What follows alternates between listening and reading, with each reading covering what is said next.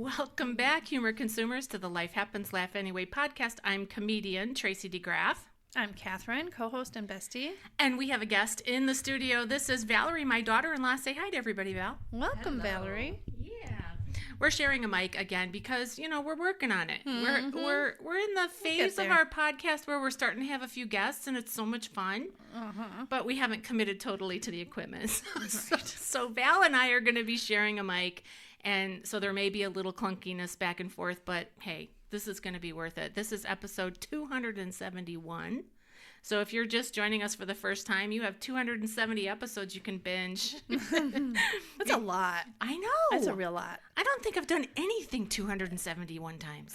I'm not many. Sure. Right. So I brush my teeth, but that's just because I have my underwear. Thank God. Well, friends, today's episode is called The Shocking Reality of Adulthood. And we're all adults here. Valerie is obviously my daughter-in-law, so she's a lot younger than me. Although I guess that may not be obvious. She's 30. She's 30. I'm 60. So I've got 3 decades on her, and Catherine just turned 57. Happy birthday, Catherine. Thank you. Yeah, so today we're talking about the shocking reality of adulthood, things that surprised us about marriage, parenting, and finances, okay? And we thought it would be interesting to get a perspective from Gen X, which is us, and the millennial perspective, which is Valerie. So hopefully you guys are going to enjoy this. And we are going to start out with Val. So Val, we're talking about parenting and how it's a 24/7, 365 situation. And so what surprised you about that? Right now, nothing has really surprised me. We're still in the baby stage, so it seems like everything's pretty consistent. Baby sleeps, we feed him, change him, play a little bit, and he goes back to sleep. So there's not much in there, but truly it's looking ahead into the future. I know for a fact I don't want to do the trendy, gentle parenting where you're trying to talk to your child as if they're an adult when they're 2 and 3 years old. I've seen a lot of kids in restaurants and other places where it just seems like they're at a zoo 24/7. But I also don't want to rule with an iron fist. Yeah. So I think that's probably what's going to surprise me in the future is where we land. Poor Lincoln has to be our guinea pig. Yeah, that's how it is. I mean, any first child is. Yeah. So hopefully we don't screw them up in that way. Yeah, right. But we kind of just have to roll with the punches and figure it out as we go. And I think as of right now, kind of what's shocking is communicating with my husband on kind of what we see in the future, what we do and what we don't, because we have to be on the same page. Yeah. And sometimes you're like, it helps. just understand what I'm saying. Yeah. Yeah. Okay, that term, gentle parenting, I thank you for bringing that up because I hadn't thought about that for this episode, but I think that is such a phenomenon. Like a lot of young parents are faced with that. They are. Right? And gentle parenting, in case you don't know what it is, it's I've actually seen it in a store where parents don't use the word no with their kid. That's extreme. But instead of saying, like, if Tommy wants to grab a ho-ho, and the answer is no, they redirect somehow and say, I don't know what they say. I think, I saw this on a TikTok thing where they said, now we're going to make a creative choice. We're going to use your words. Right. But that's what I mean by them speaking as like an adult to the child. Yeah. They're trying to use fancy words and persuasion. There's one way to persuade a kid and say, oh, if you want a ho-ho, then you can't have this later. Like, you can't have your cookie tonight. And letting them choose, but they're just, and then the kid just has a tantrum and then they just give in. And it's like, no, just let your kid have a tantrum. Yeah. Who cares if you're dragging them around on a, there's nothing wrong. Right. There's nothing wrong with saying, no, you can't have that. It's a full sentence. It's okay. Yeah, it's a full sentence. Hey, speaking of these terms, I was just thinking today when I was driving, I was like, and I don't know what made me think of it, but like all these new terms and things, I guess that it's no longer okay or acceptable or politically correct to say someone's homeless. Why? They're referred to as unhoused. And I'm like, I really want to go up to a homeless person and ask them, are you more offended by the words unhoused or homeless? Well, Which hurts more? I think it goes back to the generation. I mean, just like between us, there's 2 different generations. Yeah. And even our drive into Illinois, Joel and I were looking up psychology studies, Gen X versus millennials. Gen X is fine with hard and to the point, whereas millennials is a little bit more coddling. We're a lot more open to therapy and a lot of other stuff that your generation said no to. Like, you just put on your bootstraps and you go. But where ours is, we sit, we think, we ponder, and I think where these words come from. Yeah. You know, they don't, homeless sounds mean, unhoused seems like you just need a little help. Do you really think that? Yeah, 100%. Oh, Yeah. I'm sorry. It's our generation. Millennials is trying to turn things to not sound like they're as bad as it is. I honestly, okay, like, I don't mean this like, but I honestly don't understand that. I don't see how that's, like, you still know what it is. Like, the homeless or unhoused person, still, the sting is still there. It's just a different word. It just makes us feel better, I guess. I don't know. I don't understand it. Well, I think that with something like that, with homelessness, you're definitely aware that there's not a roof over your head and there's snowflakes falling on your face. You know, I mean, like, you get it, right? Because your felt needs concrete is right. hard. Your felt needs are still felt needs, regardless of what you call it.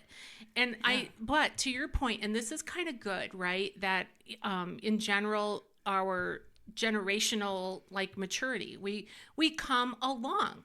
In terms of therapy, I think that that's an excellent point. That, like, my parents were boomers, and we're going to talk about that in a minute when we boom down a little bit. Yeah. But in the boomer generation, you never, like, went to therapy. There was nothing soft about anything because the boomers were raised by people that survived World War II. Okay. And dust storms. And poverty. Right. And bank. So it wasn't like, oh, let's talk about your feelings. You know? No. They're called boomers because they came a booming with their staff. I mean, I remember my dad, his parenting style was, I can say it to this day, do what you're told when you're told. That was it. There was no book. There was no nothing. It was that, and then he would threaten to, like, take his belt off. And if he just started, I never did get hit as a kid. I did. Well, I didn't have to. My dad was so scary to me. So was mine, yeah. Well, I was more obedient than you, Catherine. No, I doubt that. I doubt that. Well, I didn't get it. You did, so. Because my dad was very strict. Yeah. No, I mean, he said jump, and it was like you had to say how high. Right. I mean, which is the difference. So that's a good segue into the Catherine and Tracy portion of parenting, because I had a I think wrong view of how hard parenting was, because to me, being raised by boomers, it seemed like parenting was pretty easy, right? How hard is it? They didn't do much. I mean, we were feral cats. They went to work, you know, and they did their thing, and we were just out and about. My mom was more hovering. So I just got to say this. We're going off track again. That's okay. The term helicopter mom, did you hear? It was in World News. A woman from Illinois, Markham, we'll just say. Okay. Illinois. Oh, yeah, I saw that. She hired a helicopter. Well, she works for the government, forged the papers and all the stuff for her daughter's prom. Talk about helicopter mom. Yeah. I mean, she got to make an entrance. Yes. I saw that. Yeah. She's in big trouble now. She's in big. I hope she gets fired. Yeah, that's you kind of can't stupid. do that. Yeah. Okay. Anything else that you wanted to say about the changes in parenting? You know, as far as being surprised about anything with marriage, I don't recall being surprised about anything. Do you? With marriage or parenting? With marriage. With marriage, I mean, my husband and I didn't know each other very well when we got married. You know, like, we had just started dating. we met and we went, okay. That's the one. Okay. Okay. And so, okay. But I mean, and then we had a pastor who did premarital counseling with us. Yeah. And he told us, typically what I recommend is that couples don't get a TV for the first year. So we didn't. Oh. We didn't get a TV. And guess what? I was pregnant in Were you month 2. surprised how bored you were? Girlfriend. We'd be like, it's 8:00. What are we going to do? I don't know. What are you going to do? Didn't you live in an apartment too? Yeah, we lived in an apartment. And no TV. We had no TV, and so we had a radio. And there were no cell phones back then. No pets. No, we didn't have a pet. It was just me and Ron in the apartment. We used to blow up a balloon and play volleyball in the hallway. Wow. Right, because what else are we going to do? And we bought our mattress out of a garage, out of somebody's garage. It was new. It was new. It had plastic on it. Right. But it was very squishy. Uh-huh. And so it dipped down into the middle. And so, at 8:00, you're going to bed. And no wonder we had 5 kids. Yeah. Anyway, by the second year and my second pregnancy, Ron's stepdad showed up one day with a TV. Uh-huh. He was like, you two need something to do. That's funny. So as far as surprising about, I think this is a combo thing for me. It was surprising for me when I was a brand new mom, just how much the weight of the fact that one of us was responsible for this tiny human 24 hours a day. Yeah. Like that hit me hard too. Yeah. Taking a shower was a situation, eating, bathing, just all the things. So I got over it. Obviously I went on to have more, plenty more. Yeah, I wasn't, like I said, too surprised about anything with marriage, I guess. But with parenting, yes, I got the postpartum blues. I didn't know what it was. Like, I didn't even know that happened. And so I think we talked about this last time. We did. So that was a shocker to me. And thank God it didn't last long. And we were entering springtime after I had my first. So that was nice too, because I got to get out, and that always helps me. Sunshine, fresh air. Yeah. Yeah. And it's interesting what Valerie brought up too a little bit ago about the cultures, because when you think about all the differences between your parents and my parents, and like what's going on in the culture at the time, that really does influence how we interact with each other. So it's just kind of fascinating. There's no shade for anybody in terms of, if you did it a certain way, you did it a certain way, whatever it is, it is. Yeah. All right. Well, let's move on to communication that's fun. In marriage. And Val, I'm curious because you've been married now 4 years, going on 5? Going on 5. It's going on 4? What? It's going on 4 years. Oh, don't say anything bad. That's your mother-in-law. When you talk about communication. Whatever. It's just here in the pod lab. Nobody hears us. When I had to think too, I'm like, am I wrong? Is she wrong? I'm like, no, here. I can't do math, so count back the years. 22, right? Yep. Yeah, so 26. So how do you feel about communication? Joel and I are pretty good at communicating. I learned a lot in my previous dating experiences on how to be more mature in a relationship.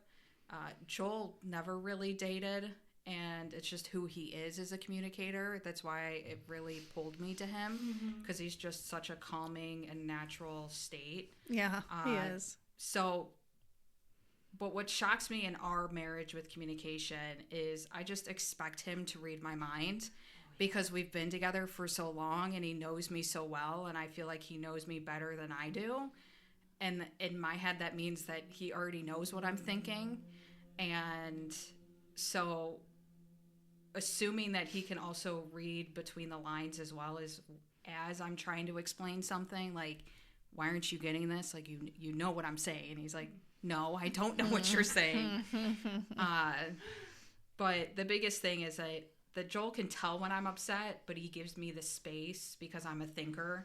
I like to play all the scenarios out of how the conversation can go before I go to him. That way I'm not upset. I have my calming period because otherwise I come in hot and he sits there all chill, and that frustrates me even more. Oh, yeah. So I had to learn, how do I communicate? How can I come to this conversation maturely, recognizing when conversations get heated, when do I need to step back and say, hey, I just need a few hours is really big. Mm-hmm. But a funny story of an example of my lack of communication, I'm just assuming that Joel can read my mind. I flirted with him on and off for 4 years. 4 years. Really? Well, Tracy and Ron dated for 3 seconds and got married. Yeah. So that kind of shows you both sides of the coin.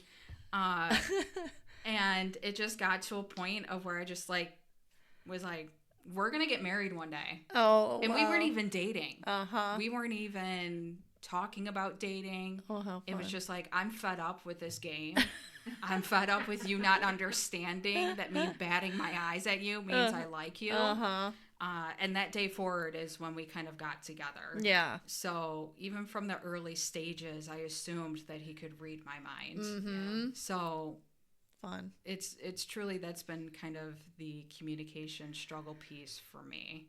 Yeah, there's a song it's one of those Disney songs in Little Mermaid, and it says, "Don't forget about body language." Men like body language. Yeah, Joel doesn't see that Yeah. at all. He can see angry, but that's because it's kind of obvious. Well, yeah. But Yeah. other than that, it's he can't read into it. We've had to communicate a lot. Yeah, you have And I to, had right. to tell him, hey, when I do this, it means this.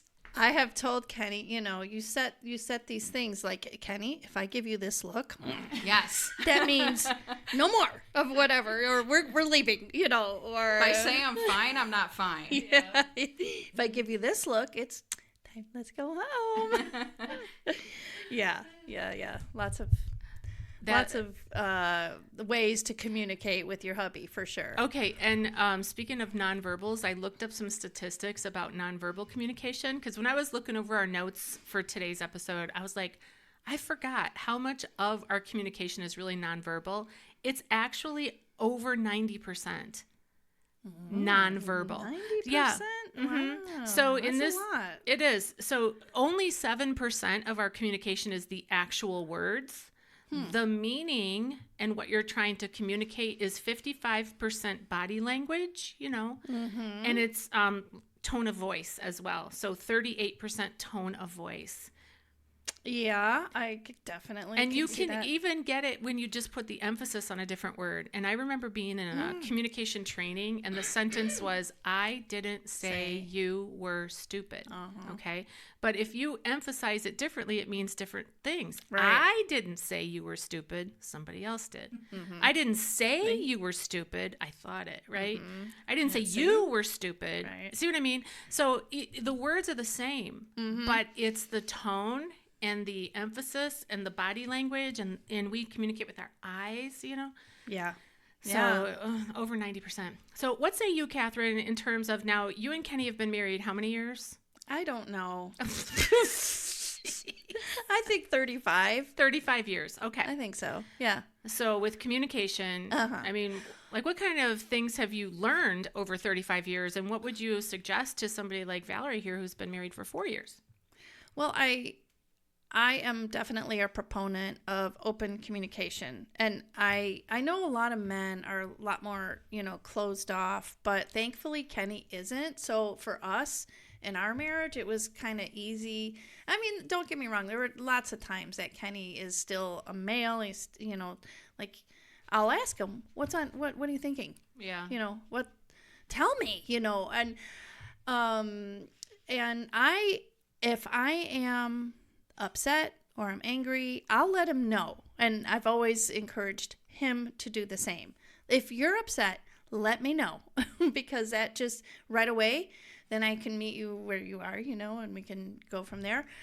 I give Kenny warnings if I'm feeling cranky or crabby. I think that those kinds of communication is really, because first you're owning it. You're saying, I'm cranky. And that tells Kenny immediately. Leave the house. She said leave the house in case you can't hear. Go hang out with Ron. Yeah, that's funny. So, yeah, it could mean that. Or it could mean, please don't do any of those annoying things you normally do. Because today I'm more sensitive. Your patience isn't there. But I would say the other thing is, once you get through all those cobwebs of communication and you get that straightened out, then you get to a point where, great, oh, we're on the same page. But then you can't hear each other that well.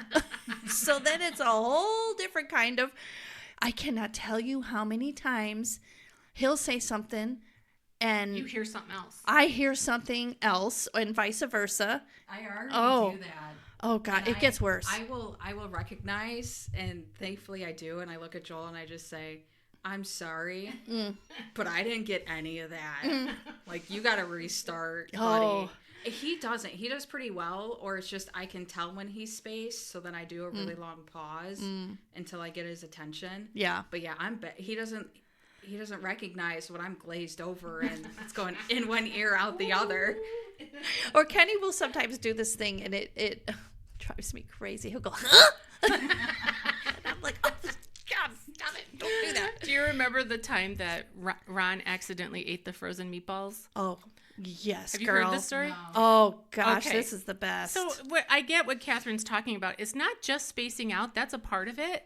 But it's also just physically not hearing. Okay. So yeah.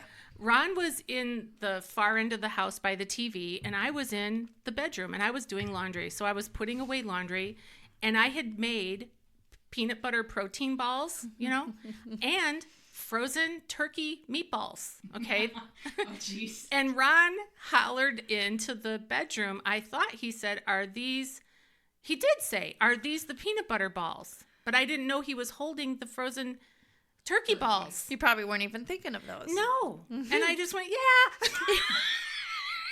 It's so typical. He took a bite. And then he was eating frozen turkey meat. Yep. And he's going, they don't Was it taste like cooked? peanut. No, it was raw. It was raw. Take him That- like 4 meatballs to notice? No, he didn't eat 4 of them. He was just chowing on one, and he's chewing it, and he goes, it doesn't taste like peanut butter. And I'm like, which one did you eat? So there's that. That got your attention. Yeah, finally I realized, oh no, he's eating frozen turkey, but he was okay after that. But communication is hard. I really do believe that. It's hard to transfer. It's hard for us to understand anyway, even what we're feeling and thinking. I love, Catherine, that you suggested, and I think this is a good takeaway for all of us women at every stage and age in life. Just communicate. Use your words. I am cranky. Take some ownership of it. And when the boys were little, I used to mark with pink highlighter on my calendar. Joel tells me that. Yeah. Did he tell you that? Yeah. That's so funny. Because they didn't understand what a period was, right? Like, not that So kind. you thought. I would just write, like, highlight it in, and I would just say, if you see pink on the calendar, just know Mom's cranky. Don't come by me. Leave me alone. Because I did have, what did they call that? PMS. Yes, I had PMS. Guess what? I got it again. For real. She went through menopause and she's now backing up. It's That's such true. It is such a thing. Okay, anything else about marriage communication before we move on to the fun financial part we're going to talk about? Oh, wah, wah. Did you have anything else about marriage or parenting? no, that I you wanted to think- say? Hold on. Another thing on parenting, another perspective is I always love hearing the stories of what generation and how they parented because you guys see it one way, but obviously your children see it another. And with my mother, she was just so convincing. She made everything fun.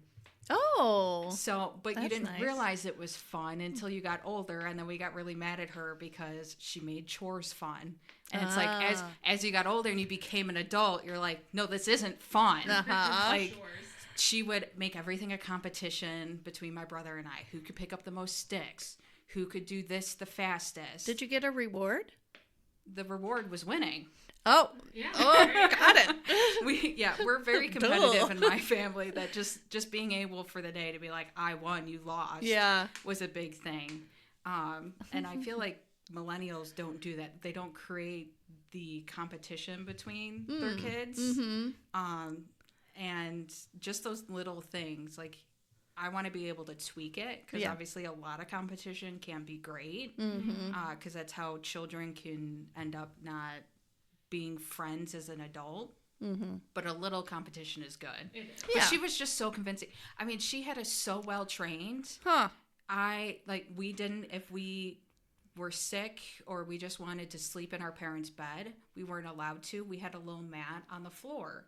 Oh. So we didn't wake my mom up. We You just just kinda- pulled out the mat and slept on the floor. Oh. If mom had a book in her hand, you didn't bother her unless you were bleeding or whatever. Like, it had to be an actual emergency because that was mom's time. Like, we were just so well trained, and she was so convincing. Like, she was able to just be able to manipulate things. Like, do you want to take an hour nap or do you want to take 60-minute nap? Wow. So you got choices. Right, you got Oh, even though it was the I same just thing. caught on.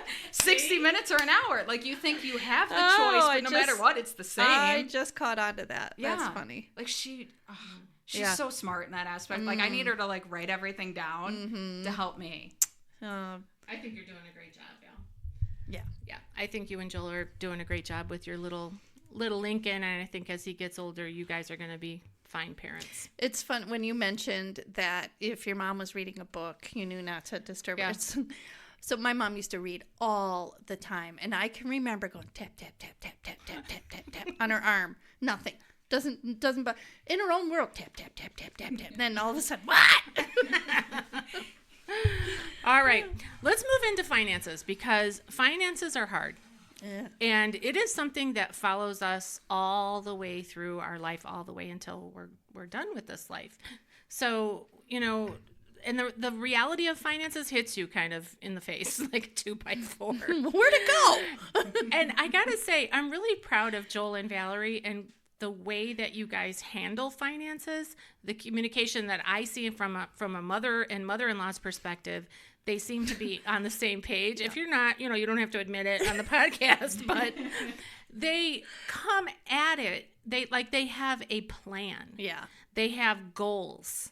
And I know that you guys have worked hard at budgeting, and I know that you have a spreadsheet. I would love to hear some more about that. So help us older women and everybody listening to understand, like, how did you get here to this, financial communication, you and Joel, and how do you get on the same page, that kind of thing? Yeah, so naturally, Joel and I love finances. Joel, every day or at least every weekend when he lets me sleep in a little bit, he's watching finance videos or listening to podcasts. Like, it's just his thing. Yeah. Watching the ticker. Yeah. And I've always just been a natural saver. I enjoyed picking up pennies and nickels off the ground, and it went to the bank. I never spent it. If my parents gave me money, I just saved it. That's just how I've always been. Even once I got my first job, I started an Excel spreadsheet. So then I could see how much money I had, how much money had to go to my phone bill, my gas, because thankfully my mom let me gradually take over bills as I was making more money, so I could learn finances instead of it just being a hard hit to the face of here's thousands of dollars that you all of a sudden have to save up for and spend just on bills. So that helped train me and learn. But spreadsheets are a really big thing. Once I got into college and started making a little bit more money, I actually found it on Google Drive, their own budgeting sheet. So it had every month, it had income, expenses were breaking down, food, shopping, and you can interchange it all because obviously it doesn't fit for everybody. True. Prior to 26, I didn't have any medical insurance, and my parents still paid any medical bills. Oh, you mean 26 years old? Yeah, 26 years old. Yeah. So, that wasn't in my spreadsheet, but it is now. Yeah, right. Especially with a child, you have to, change it. So every year, you even have to change just some of the categories to fit your lifestyle. My biggest piece of advice, if you haven't started looking at your budget, doesn't even matter how much money you make. You can make hundreds of thousands a year. You should know how much is coming in and coming out. Right. Just start a spreadsheet. Find one that works for you. There's apps nowadays that make it a lot easier that you could probably connect with your credit cards and your banking. There's a lot of podcasters out there. The top ones that Joel listens to is Dave Ramsey, who is a religious financial advisor if you're looking for a little bit more connection there. There's Caleb Hammer for kind of the millennials. He's kind of, I think Patrick he's very listens rude. to him. Yeah, it's Yeah. funny, but he demeans people. Yeah, I don't like that. Yeah, I so think it's- Dave Ramsey does that too. I don't like A little that. bit, but it's sometimes that helps you realize how bad of a job you are at your finances. I don't like that. And then there's other guys that are a little bit nicer, the money guys. So that's a few different options if you've never really heard of any podcasters. But you got to find what works for you. I've been a natural saver. Joel has had to kind of teach me how to relax a little bit. You know, I'll go years without vacation. I'll go years without buying clothes. And it's like sometimes it's okay to spend your money. It's okay to do things that maybe gets you outside of your comfort zone. Even if you're on the opposite side, you know, if you spend all of your money and you're in a lot of debt, get out of your comfort zone and start saving. Yeah. There's no better day than today. In the retirement world, they say the best time was 3 years ago, so you better start now. Especially for millennials, you know, we're 30, 40s. So it's a really important time. And I would say generationally as well, you know, there's millennials, there's two different sides. I'm the youngest. 1996 is kind of the border. Cutoff. A lot of people try to put us in with the other generation, and I'm like, no, I still had like VHS, like that's still millennial. Yeah. And That's what Pat is. yeah, but the older millennials had it a little bit harder. Yeah. They were becoming adults in 2008. I can imagine doing that. Yeah. Like going into college in a recession or trying to get a job when people who have been working in an industry for years are now taking those jobs because they have nothing else.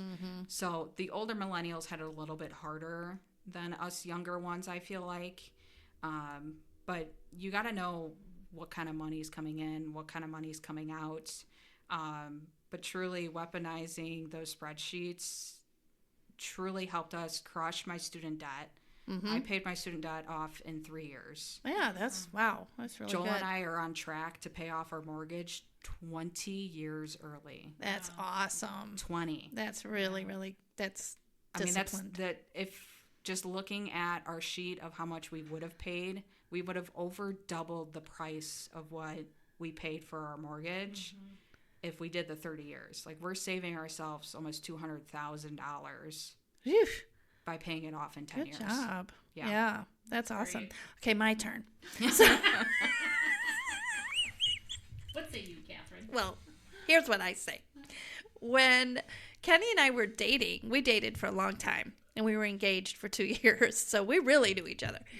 And I took over the finances, and I was very, very good. I was very frugal. We were able to buy our first home instead of rent, you know, all that good stuff. Well, then we got married, and then we, you know, things changed. And I have to say this too. My parents were extremely frugal to the point where it was like choking, you know, even though I early on, as soon as I started working, I really saved all my money. I can remember I had I think a JCPenney's card. My friend Shannon, I told her, I said, I got to run in there and pay it off. She goes, why are you paying it off? She's like, all you have to do is give them a minimum or whatever. I said, and then anyway, you know, so we went over that whole thing.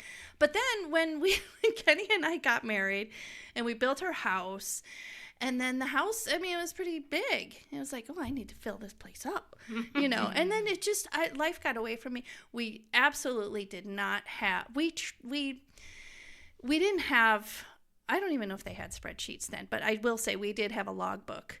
Well, the logbook got logged over. It got, you know, like, I'm too busy, and put that to the side. And then there was a season and time where I was reading a lot of books. Ordinary People, Extraordinary Wealth. I read that book, and I read Rich Dad, Poor Dad. I read a lot of books about finances. And then before I was even a Christian, I remember one time I was at a truck stop, and the kind that have the restaurants, and we were getting ready to head up to Michigan to my parents' cottage, and this really big guy comes up to me, and I'm thinking, what do you want? And I look back now, and I'm like, oh, that guy, he was a Christian. And he said, I can't remember the whole conversation, but I thought to myself, once he approached us, and there was something about his demeanor, I thought, I feel like I should listen to this guy. And he says, I see you sitting there, and and my kids were very small at the time, so I was, like I said, very leery. And he said, marriage and finances is such an important thing. He said, there's a really good book by Larry Burkett that you should go get. It's a Christian finance guy. Yeah. And I went and got it. So all that to say, I went through a season where I was like, oh, yes, I'm disciplined, And then we fell out of it again. And so we went through these different seasons. Yeah. And then, and even now, we're not great. Every single time we set a budget for the week, okay, we're not going to spend this on entertainment or eating out, and we do. We end up every week. We're not that great at sticking to our budget. Well, it's sobering because we're all human, right? So we're human, and we're all kind of in that boat where I've been trying to share with my youngest, Caleb, because he's shopping for a house, and I did talk to him about the budget. I said, he's right now he's looking for a house, and I said, if you can really give an assignment to every dollar that comes in and save more, because he would like to be able to be in a better spending situation in terms of what house he would be able to afford. You know what I mean?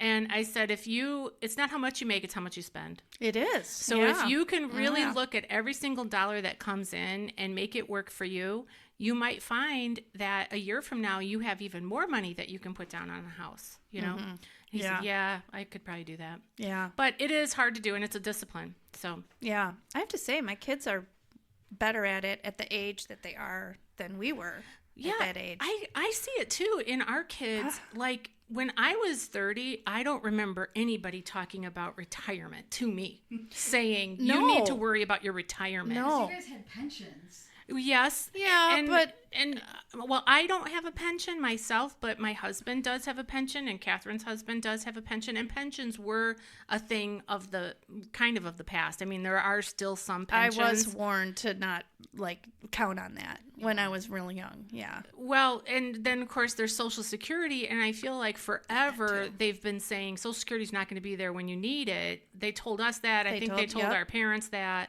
So far, it's there. If we could hurry up and get to 62, we could get $1. Yeah. But I mean, because I'm similar to you, Catherine, in terms of when Ron and I got married, we didn't really budget. You know what I mean? We didn't have a list of this is how much we're gonna. We just dealt with what we had. We didn't have a lot of extra. We sort of lived paycheck to paycheck for a long time. Yeah. And we popped out a kid every other year, so they were like, ah! Also, in my family, money was a secret.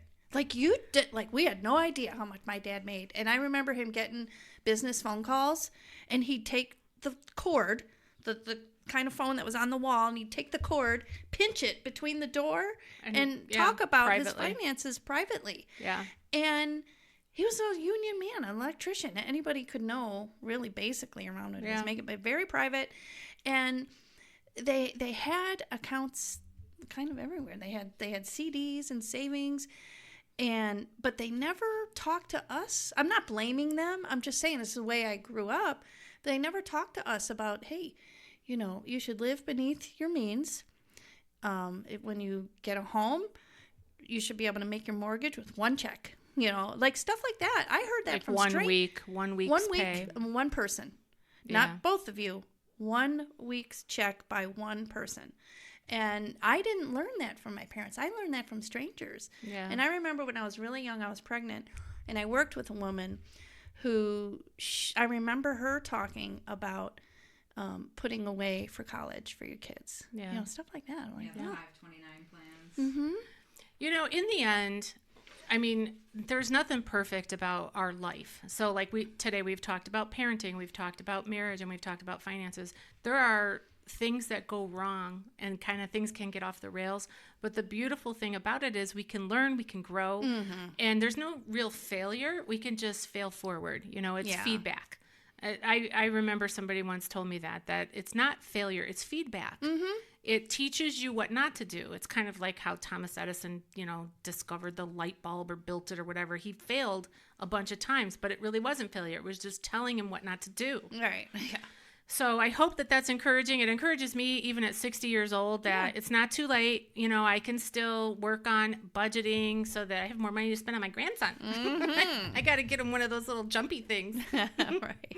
We were talking about that because we have the vinyl floors here. Yeah. He can roll around in it once he's able to sit up. So we're going to get one with wheels on it. I know. I can't Exciting. wait. All right. Anything else that you girls wanted to say about anything that we talked about Well, today? I don't want audiences to think I'm talking ill of my parents. I'm not at all. not. It's just the way, you know, it's just the way they were. It's the best that they knew how to do. And so I don't blame them. I don't mean it like that. It's just... Do you know, here's a true story. My mom and dad used to have a clock collection of old antique clocks, okay? This was my dad's plan. He said, if you kids get sick, we're going to sell those clocks over there. That's how we'll be able to pay for your illness. Yeah. Yep, that's why we have the clocks. Yeah. It's So an investment. don't get sick because it's going to be rough. Oh, God. The cuckoo clock goes first. Oh. That's a true story. Yeah. All right. Anything else? I don't want to. Okay. Really big thing about finances is it's in the communication in your marriage and everything else is you have to talk to each other as if it's a plan for you guys. Yeah. Like it's not a me problem, it's an us problem. Yeah. And we got to work together to solve this problem. Right. And don't look at your friend couples. Don't look at the people Yeah. across the house. True. You know, isn't it like looking at or keeping up with the Joneses is kind of what they used to say. Right. You know, it doesn't matter what they're doing. It matters what you're doing in your household. Joel and I always, when we see big fancy things that we wish we could have, we just say, ooh, how much debt do you think they're in? Because we hate debt. So we're like, that's how we kind of convince ourselves, like, we don't need this now. Uh-huh. We can do the things that we can afford today and build to that future. That's really good because we live in a culture and a society where it really pushes, you need it now, you have to have it now. If you don't get it now, it's going to be gone. The FOMO. And you're going to look, yeah, exactly. Yeah. Okay, quick funny story. Just today, I'm thinking about this. And just today, I came home with 2 big bushes because I'm planning on having planting a hedge between us and our neighbors. Well, I pulled up in the driveway and I got the bushes out right away and brought them to the side of the house. Well, my 2 neighbors happened to be standing there. So we're talking and I'm like, where is our border? Because I didn't want to infringe. Yeah, where's the property line? We're going over this. And I had the 2 bushes there. And then Kenny comes around and I'm like, quick, I go, tell them they're your bushes. You're trying to put a border. It was a joke. Obviously, he's gonna know that. But we did used to roll like that, you know, like yeah. And another lovely thing that I always like to think back on is during our marriage ceremony, our pastor talked about marriage is a box, and you can kind of think of that with parenting, marriage, finances, anything within your life. It's a box. If you don't continue to put things into that box, you're not going to be able to take out. Yeah. True. So when you have those moments of you're struggling in your marriage, you know, you can look in that box and find something and pull it out. Yeah. But if there's nothing in that box, there's nothing to pull out. Yeah. And it's the same thing with finances. Yeah. If you don't save for a rainy day and you break your leg and you're in medical debt, or your car breaks down and you need to replace something that's $600. Yeah. You know, if you don't have something in that box, you're not ready for it. Yeah. And with parenting, if you don't, you know, put into your children, you know, they may not grow up and be able to help you out when you're older. Yeah. You know, there's always something within a box. So you always got to think, what can I put in today that will help me in the future so then I can take it out on a rainy day. Yeah, make those deposits. Yeah. Very true. I loved your pastor who did that in your wedding ceremony. I thought she did. They're laminated cards too, because we actually got a box. Yeah, I saw that. Yeah, and she did such an excellent job, and it's an investment. You guys are building a life together. You're not just married. It's not just a document. You're building a life together. You're committed to each other, and that's how. I mean, I know that you and Kenny would say the same thing. Ron and I would say the same thing. And honestly, because we're coming to the close of the podcast and we're about to share some scripture as well, my best advice to everyone would be to put Jesus in the box. I mean, not to put him in a box like, Yeah, right. you know, Don't put them in a box, but if, make that deposit. Yes, because he's the foundation. And there are tough times in life. We all go through difficult times in life. And when you have a solid, rock solid foundation like Jesus, who loves you unconditionally, never runs out of grace, mercy, and forgiveness, and he is our Savior and our friend, you can get through a lot of things. So I would suggest that for sure. And so with that, the scripture that I wanted to share is from Matthew chapter 6, verse 21. And a lot of times they refer to the scripture as a financial thing, but I think that it's bigger than that. It says, "For where your treasure is, there your heart will be also." Yeah, it's much bigger than that. I actually chose that verse at the last minute there because there were several verses on this page, but when she was talking about that box, I was like, yeah, you really do need to treasure, treasure the right things and go in the right direction, and Jesus will never let you down. So I think that's a good place to end. True that. All right, one call to action. What do you girls think? Like, what would you say would be a call to action, Catherine? And then we'll let Val go, and then I'll go. What would you say to our listeners as they are tuning out? Yeah, I would think a good call to action is, well, if something's not going right in whatever it might be, marriage, finances, parenting, look into it and just try to, look for a new direction. Make a change. Make that change. Yeah. Call to action for me is look at who you are in your life, internally and externally. Look at where you are personally in your emotions, where you're at financially, in your marriage, if you want to start dating, if you're not married. But also look at who you're surrounding yourself with. Your friends in your community makes such a big difference. Yeah. When you guys think of your children and their friends, we're all pretty similar, but that's because we found people in the same values. So if you look and you kind of look at some people in your life and you're like, ugh, start reaching out to others and build a new community. You don't have to leave that community behind. Yeah. But you can kind of get a fresh new perspective as well. True. Yeah, that's true. Good. That's solid advice. And my advice would be keep listening to the Life Happens Laugh Anyway podcast. Yeah, I was going to say that too. Yeah, because we're having a lot of fun here. And thank you, Valerie, for coming on, because this is the second one we've done now with Val. Yeah. And it's just so much fun to have guests. And so I've really enjoyed this. Thanks for being here and sharing. Well, you've been listening to the Life Happens Laugh Anyway podcast. I'm still comedian Tracy DeGraff. I'm still Catherine. We'll see you next time. Bye-bye.